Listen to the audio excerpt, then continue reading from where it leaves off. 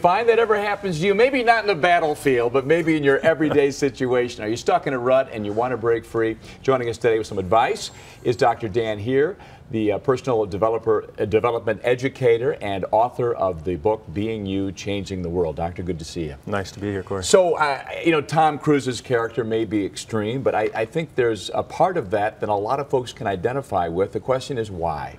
Well, I think it's what we are taught. You know, we act like our past determines our future, and most people are stuck in the past rather than creating their future. But oftentimes you hear, you know what, that's how I was raised, that's how I was brought up, that's who I am, I can't do anything about it. Exactly. True or untrue? Well, I'd say it's definitely untrue. I mean, if you look at somebody like Oprah, she experienced horrendous abuse growing up, and she's one of the most powerful women in the United States, as an example. You can change your stars, you just have to have the right tools. The right tools, finding out what they are.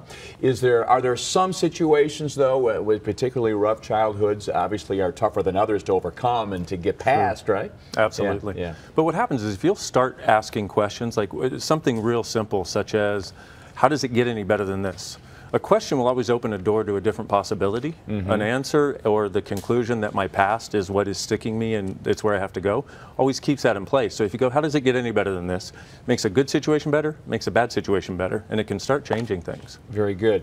And so we talk about the steps one needs to take to sort of change things. You call them your 5 steps of change. Can we go through those? Yeah. First thing is what you want to do is you go, hey, no matter what, this is changing. I don't care what has to happen, this is now changing. You demand it. Yeah, you make that demand in your world. And then the second thing is you ask, since you have no idea what it's going to take to change it, you ask, what is it going to take to change this? And what will happen is different doorways, different things will open up because you ask that question. And then what you want to do is, as the stuff comes up that says, no, you can't do it, you make the conscious choice in that moment to go, no, I'm letting that go now. And you literally just walk over it. You go, I'm letting it go. And then the next thing you want to do is you want to get a sense of the energy of the way it would be if this thing changed. Because you can follow that. You know, like if you go, okay, I've got this depression, or I've got this money situation that's really eating at me. What would it be like if that changed? If you get a sense of the energy of what that would be, that can actually guide you to the choices that you can make. Anything that feels like that, choose it. And then the last thing is take action.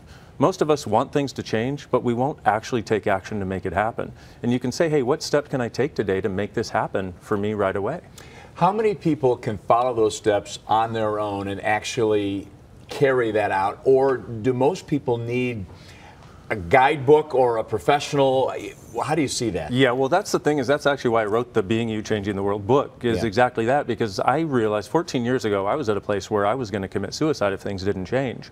I found the tools to change it. That's what I put in the book, and that's what I wish I would have had 14 years ago, is something to basically hold me by the hand, say you can do it, here are the tools, and here's how and why it's going to work. Tremendous. You have an appearance coming up this weekend, right? Yes. Yeah, actually tomorrow evening at the Renaissance North Shore Hotel. Okay. It's 7 p.m. It's called A Taste of Being, which is basically the tools that are in this Being You, Changing the World book from Access Consciousness, and it's basically a hand-holding into a different possibility. Very nice. We appreciate you being here. Thanks so much, Corey. Good luck, Doctor.